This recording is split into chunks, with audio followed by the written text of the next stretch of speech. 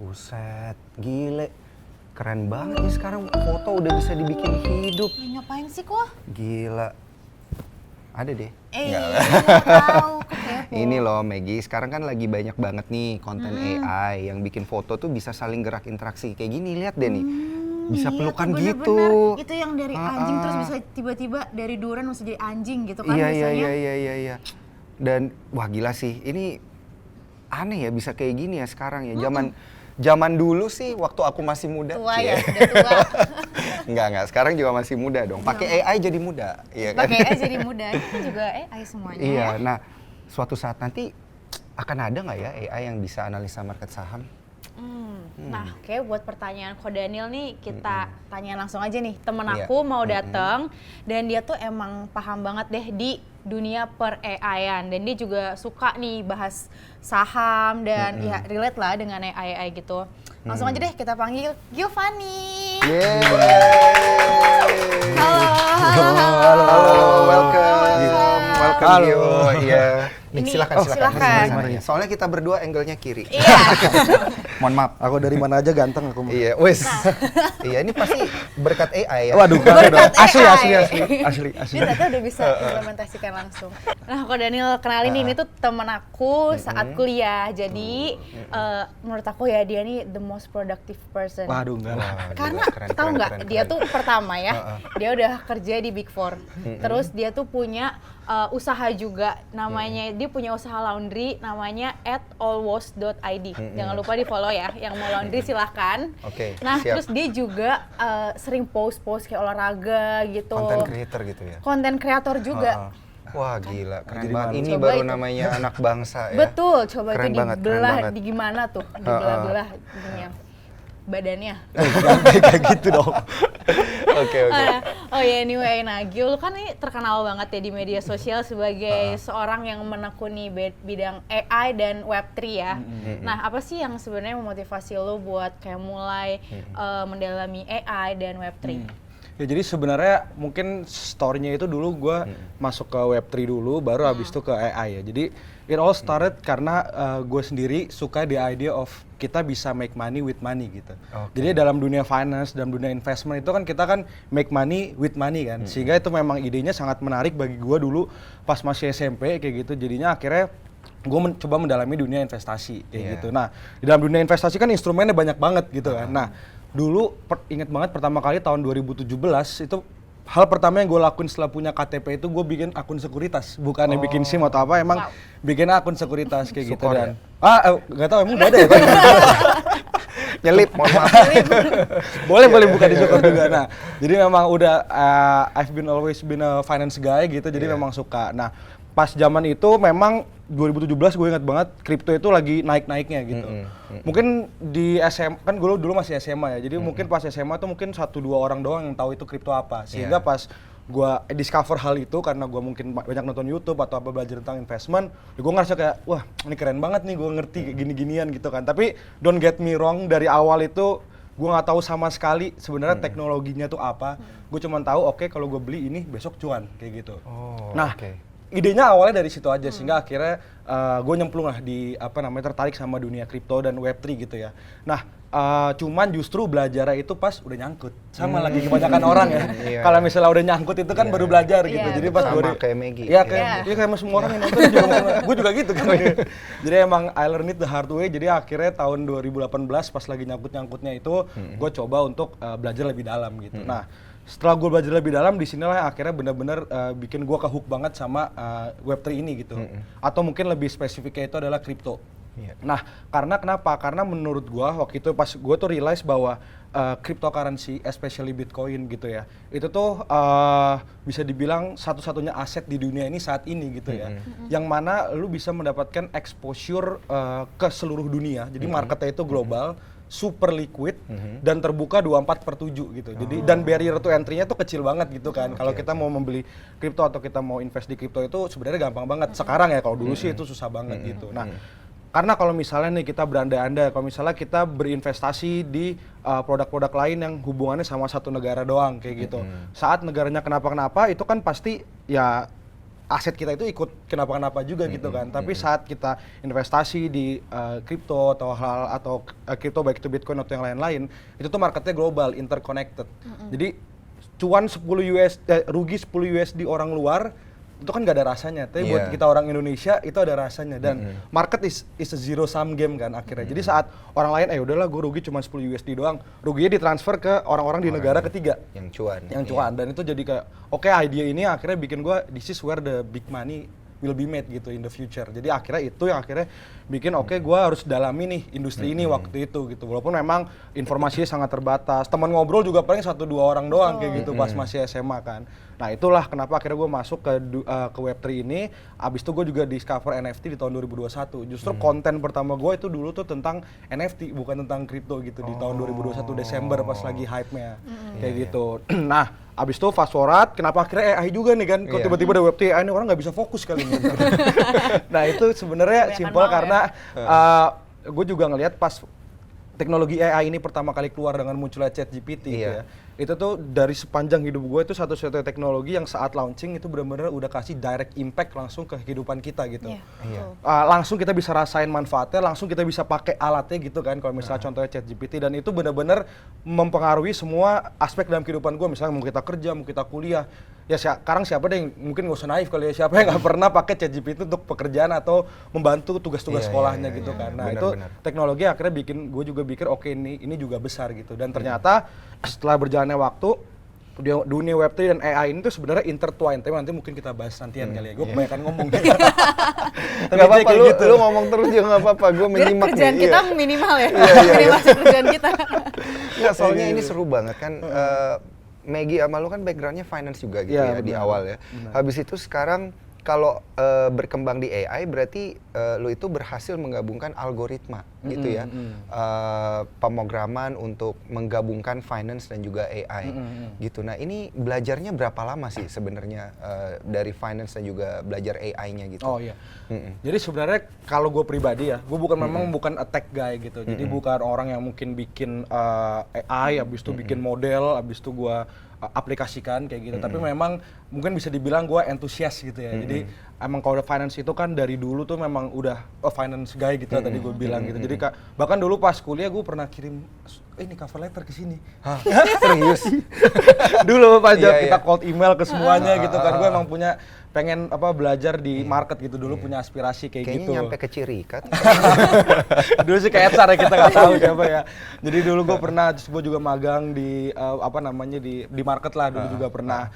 Jadi emang ya emang always selalu suka sama hal finance gitu. Tapi pas akhirnya gue ketemu AI juga, gue juga berpikir nih kira-kira ada nggak sih hubungannya AI, finance sama Web3 kayak gitu. Sehingga pas gue coba mencari-cari itu belajarnya di mana, dan itu semua itu jujur gue tuh belajar otodidak dan nonton dari YouTube aja gitu. Karena sumber semua kan sekarang udah gratis gitu ya. Jadi banyak orang yang mungkin mengulas tentang tools-tools atau aplikasi-aplikasi atau misalnya hal-hal lain yang bisa membantu kita dalam berinvestasi atau di dunia finance dibantu oleh AI gitu.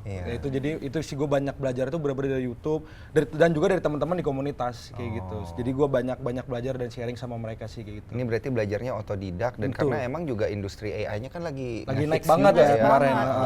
Nah, kalau kita lihat kan juga dari sisi lu sendiri ini seneng banget gitu ya ngobrolin tentang finance dan juga ngobrolin saham. Nah, integrasi AI yang bisa mengubah industri keuangan saat ini tuh lu lihatnya seperti apa tuh? Mampu nggak sih sebenarnya?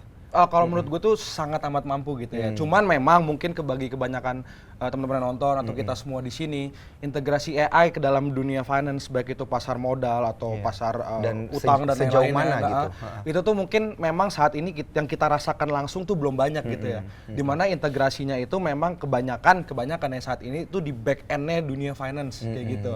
Tapi ada juga yang front end, tapi kita bahas satu persatu. Kalau yang di back end apa sih maksud gue? Maksud gue itu kayak kalau misalnya kita di industri di dunia banking atau finance gitu, banyak perusahaan-perusahaan finance atau perusahaan banking yang udah menggunakan AI untuk mengotomasi pekerjaan-pekerjaan para pegawainya gitu. Contohnya di US ada salah satu bank yang udah coba menerapkan AI dalam proses seleksi loan-nya mereka.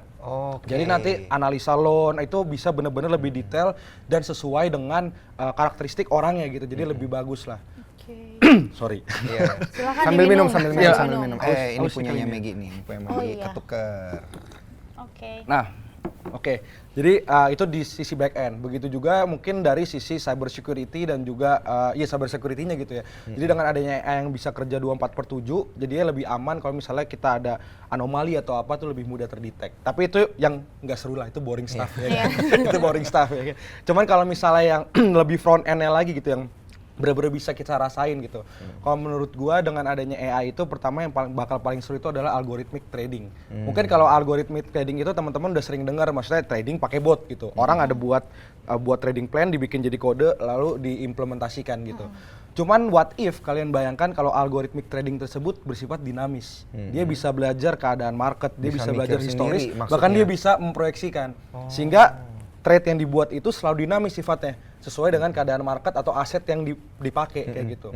Nah itu hanya akan bisa saat ada integrasi AI dalam dunia finance kayak gitu. Lalu juga yang menurut gua menarik itu juga nantinya saat di dunia finance itu kan sebenarnya finance itu hal yang sangat personal buat setiap orang gitu kan.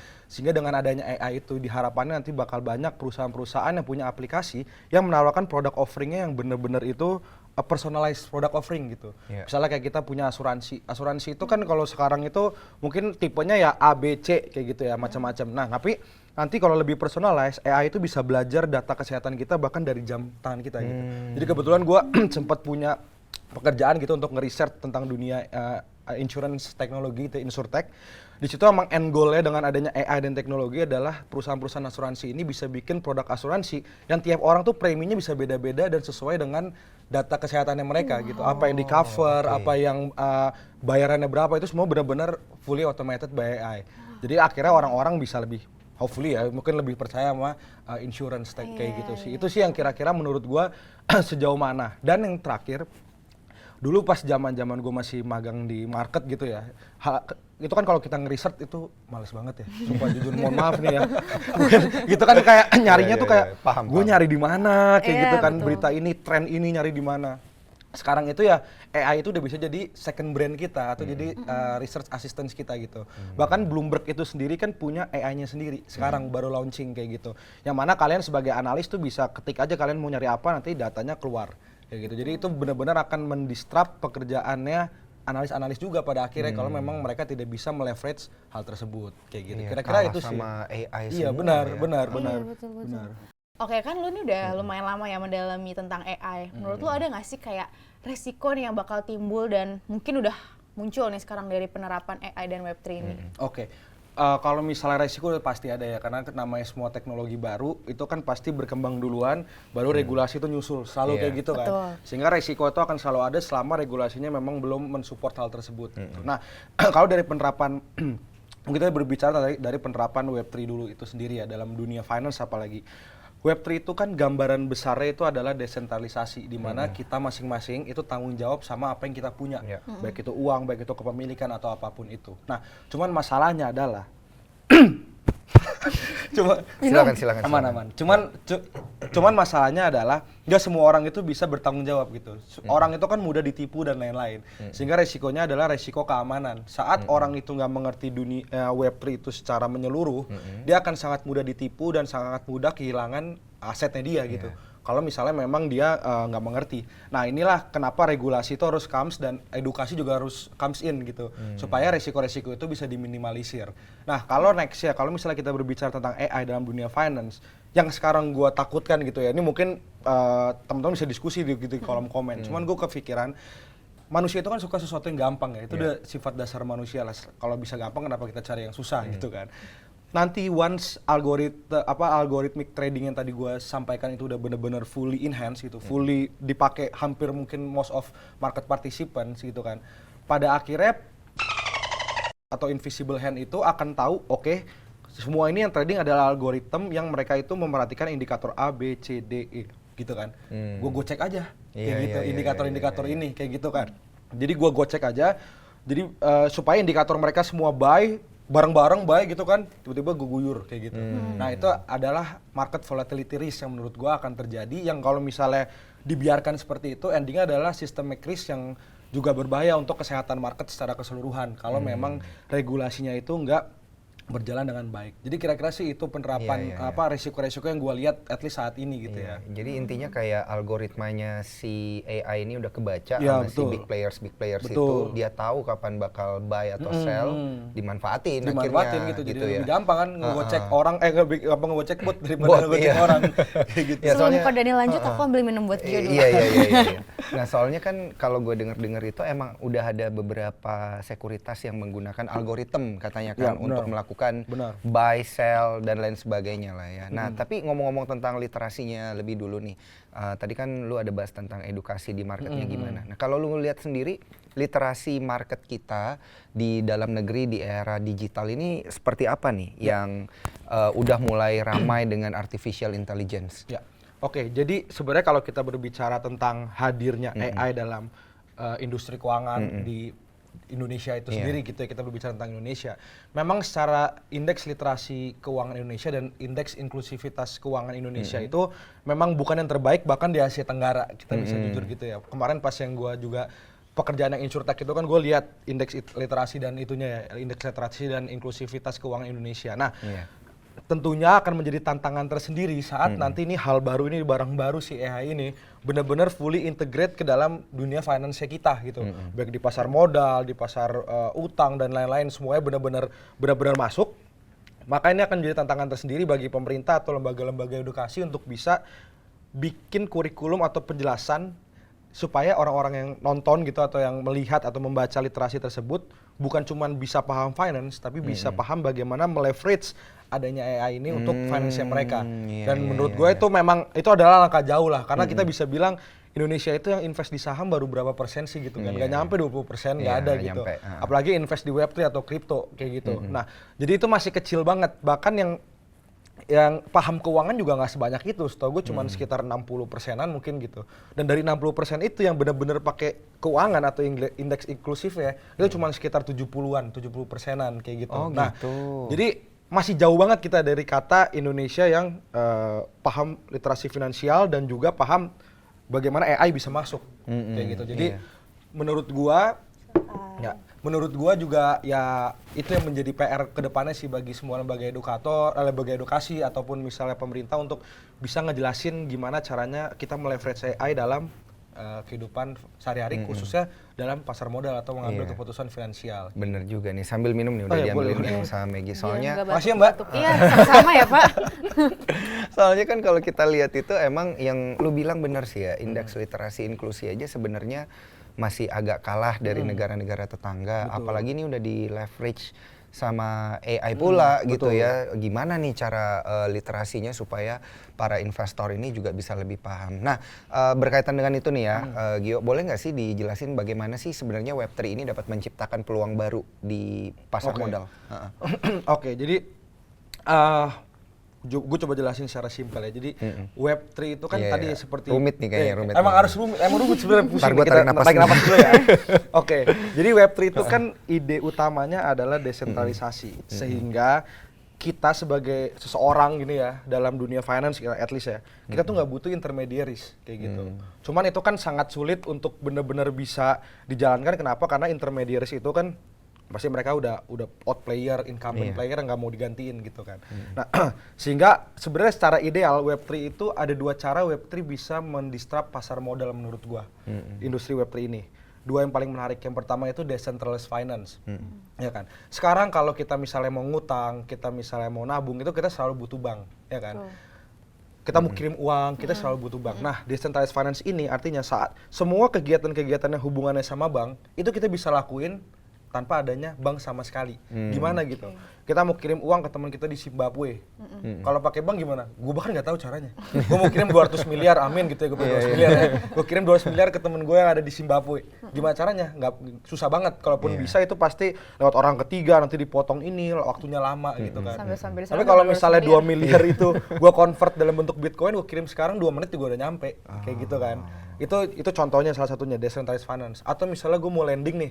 Saat kita mau lending sekarang itu kan kita ke bank diminta kolateral, abis itu atau paylater jangan dipakai ya tapi atau pinjol gitu itu kan bunganya tinggi, abis itu kita bisa dikejar-kejar DC atau apa kayak gitu kan. Nah, dengan adanya decentralized finance kita bisa mempertemukan orang yang mau minjemin duit dengan orang yang mau minjem duit itu terjadi transaksi tanpa ada pihak ketiga. Jadi semuanya dilakuin di dalam chain-nya gitu, dalam teknologinya itu. Sehingga kita tuh bisa tuh minjem, gue minjem duit lu 2 jam doang ya, itu bisa. Kita minjem duit 2 jam doang, bayar bunganya kecil, tapi nanti lu balikin. Terus kolateralnya apa? Kolateralnya misalnya kripto lain yang gue punya gitu. Misalnya gue punya Bitcoin 1. Habis itu gue kolateralin, dari 1 itu loan to value ratio-nya 80%. Jadi gue dapat 0,8 BTC sebagai pinjamannya gitu kan. Gue minjem cuma 2 jam, itu bisa. Sekarang di mana gue bisa minjem duit 2 jam? Nggak ada kan? Kalau sama temen aja pasti ditagih-tagih mulu gitu ya. 2 jam gitu. Jadi bunganya bisa banget kecil. Jadi itu satu, itu decentralized finance. Kedua yang gue juga sering baca di riset-risetnya BCG, di risetnya JP Morgan, itu adalah tokenization of asset kayak gitu. Jadi kalau misalnya sekarang itu orang-orang kaya itu kan biasanya punya aset yang aneh-aneh ya. Misalnya mereka suka lukisan, mereka bisa pinjam lukisan, bisa beli lukisan, punya tanah di pelosok mana kayak gitu kan. Kita retail nggak punya akses ke sana, kayak gitu kan. Gue mau beli lukisan Mona Lisa mana ada duitnya gitu kan. Tapi nggak bisa juga dong gue beli secuil doang gitu. Nggak mungkin juga kan. Nah, tokenization of asset ini idenya adalah kita bisa beli barang-barang yang tadinya kita nggak aset-aset yang kita tadinya nggak punya akses. Contoh, ini ada segudang tanah di sini. Tanah ini dibeli sama sebuah perusahaan. Habis itu sama perusahaan ini ditokenisasi gitu. Jadi perusahaan ini yang beli, terus dijual percentage. Jadi misalnya ini tanah nih, 1%-nya harga, jadi dijual sama perusahaan ini dalam bentuk kripto. Kayak gitu. Gue bisa beli sebagian kepemilikan atas aset itu, dan semuanya terrecord di dalam chain-nya itu. Jadi kalau ditanya, tanah ini punya siapa? Tanah ini punya 1000 orang yang beli, yang semua datanya terrecord dan jelas kayak gitu. Jadi itu tokenization of asset. Itu sebenarnya efeknya apa sih ke pasar modal secara whole gitu adalah likuiditas itu bisa meningkat. Ini contohnya BlackRock, siapa yang nggak tahu BlackRock gitu kan. BlackRock itu udah punya fund yang mana dia beli 1 miliar US Treasury. Jadi US Treasury itu kan cuma orang-orang kaya atau bank-bank besar doang yang bisa beli kan. Dia beli 1 miliar, dia tokenize di chain-nya Ethereum. Abis itu ntar orang-orang kayak kita ini bisa beli kayak gitu. Jadi nanti setiap kali dapat kupon pembayaran dari itu, dia akan sebarkan ke orang-orang yang beli tapi dalam bentuk kripto. Kayak gitu. Jadi itu kan sebelumnya nggak mungkin terjadi gitu. Dan 1 billion itu jadinya duitnya bukan duitnya BlackRock, itu duitnya orang-orang retail gitu kan. Iya, benar. Dan itu yang menurut gua akan menjadi industri yang cukup besar juga di pasar modal ini sih kayak gitu. Iya, wah. Masih panjang banget ini ya ceritanya ya. Dari pasar modal kemudian ke artificial intelligence, kemudian nanti aplikasinya di bidang keuangan juga kayaknya masih jauh ya ceritanya ya. Ini kalau diceritain kayak bisa sampai besok pagi gitu kan. Iya. Mungkin kalau orang-orang pada pengen tahu cerita lebih jauh atau nanya, ini bisa kemana sih sebenarnya Gio? Oh, bisa ke IG atau TikTok gua. Semuanya di @Giovanni_Putra A-nya 2. @Giovanni_Putra gitu ya. Untuk nanya-nanya boleh lah ya, langsung nanya, discuss. Ya. Soalnya kalau AS1 udah ada yang ngambil. Telat. Telat. Oke. Ini untuk semua informasi dan insight lo yang sangat menarik ya dan juga sophisticated. Ini thank you banget.